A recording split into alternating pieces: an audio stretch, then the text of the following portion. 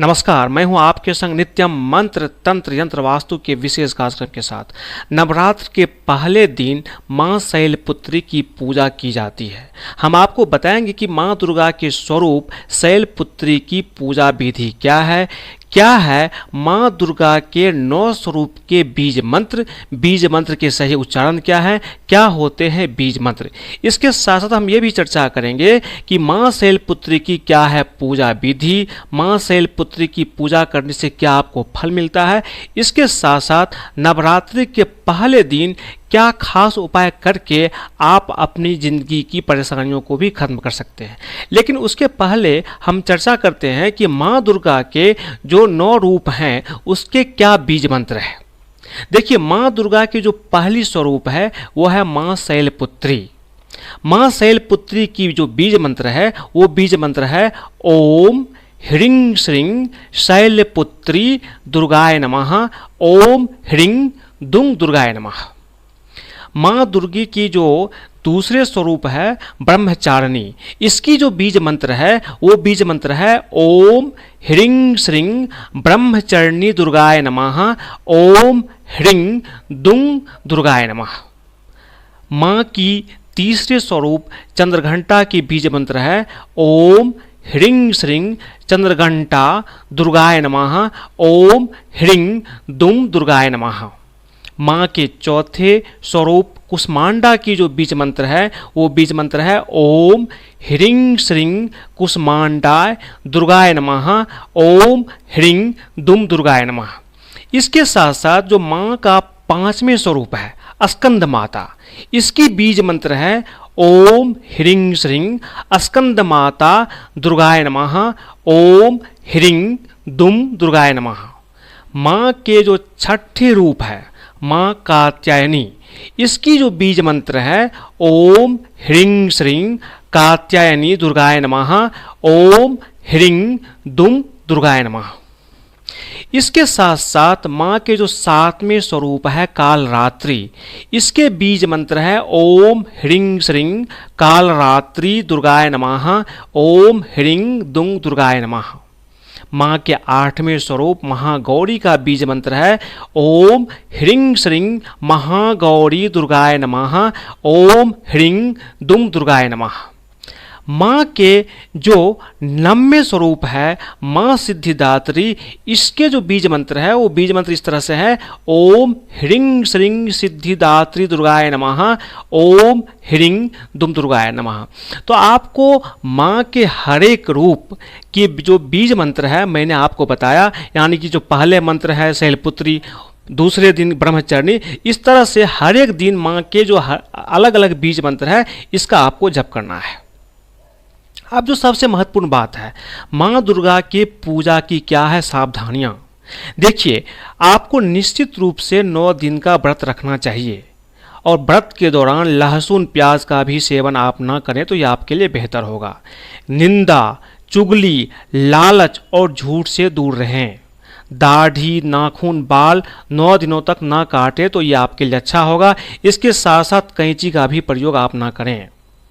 लाल फूल और लाल आसन का प्रयोग करें पूजा के समय तथा हर दिन माँ की आरती करें। संभव हो तो जमीन पर सोए।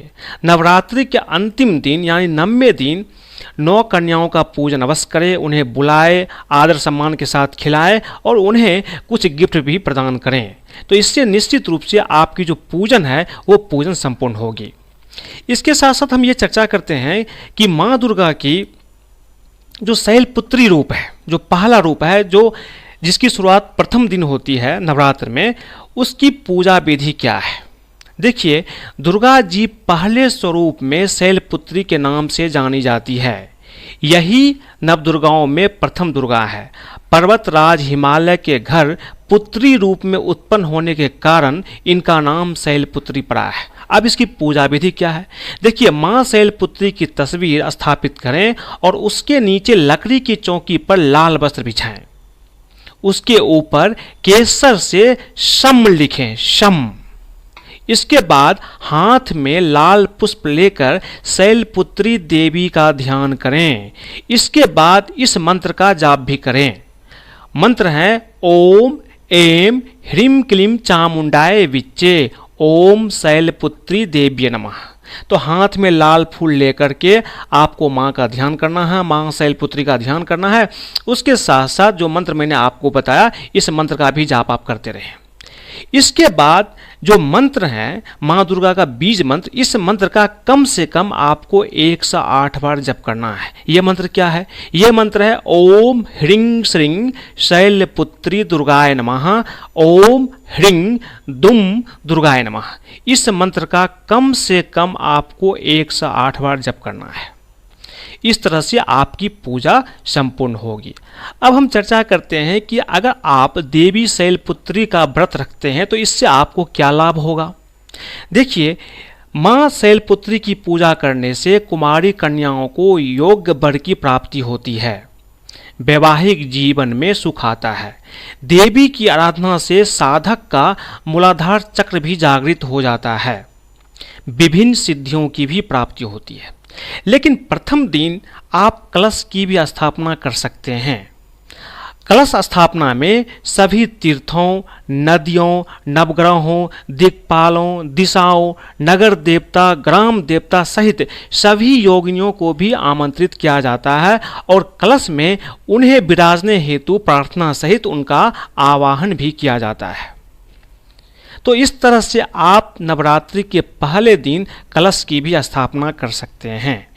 इसके साथ साथ हम बात करते हैं कि नवरात्र के इस पावन परिणय में, इस पावन अवसर पर आप क्या खास उपाय कर सकते हैं ताकि आपकी जिंदगी की जो समस्याएं हैं वो समस्याएं भी दूर हो जाए। तो अगर आप चाहते हैं कि आपको अच्छे पत्नी की प्राप्ति हो तो इसके लिए क्या करना है? आप रोज अर्गला स्तोत्र का पाठ करें या अर्गला स्तोत्र के 24वें श्लोक का मंत्र के रूप में 108 बार जप करें। इससे निश्चित रूप से आपको अच्छे पत्नी की प्राप्ति होगी।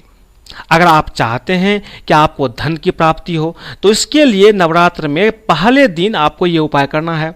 लाल कपड़े में 11 कौड़ियाँ और 3 गोमती चक्र रखें। माता के पूजन के साथ उस पर हल्दी से तिलक करें। 90 दिन जो नवरात्रि का आखिरी दिन होता है उस दिन इन चीज़ों को लाल कपड़े में बांध करके अपने तिजोरी में रख दें। निश्चित रूप से आपको धन की प्राप्ति होगी। इसके साथ साथ आप एक उपाय और कर सकते हैं। हर दिन पान के पत्ते पर गुलाब की पंखुड़ियाँ रखकर देवी को अर्पित करें। इससे भी आपको धन की प्राप्ति होगी। ये ट्रायल एंड टेस्टेड है। अब हम बात करते हैं नवरात्रि के इस खास उपाय पर क्या आप अपने जीवन की बाधा को भी दूर कर सकते हैं? अवश्य कर सकते हैं। अगर आपके जीवन में कोई बाधा है जिसको आप दूर करना चाहते हैं तो हर दिन नवरात्रि में कपूर और लौंग जलाकर माँ की आरती करें। इसके साथ साथ रोज शहद और इत्र भी अर्पित करें। इससे स्वास्थ्य और आपकी बाधाएं दोनों दूर हो जाएगी। इसके साथ साथ आप 9 दिनों तक रोज सवेरे राम रक्षा स्तोत्र का भी पाठ करें। निश्चित रूप से आपके जिंदगी में जो बाधा है वो बाधा दूर हो जाएगी।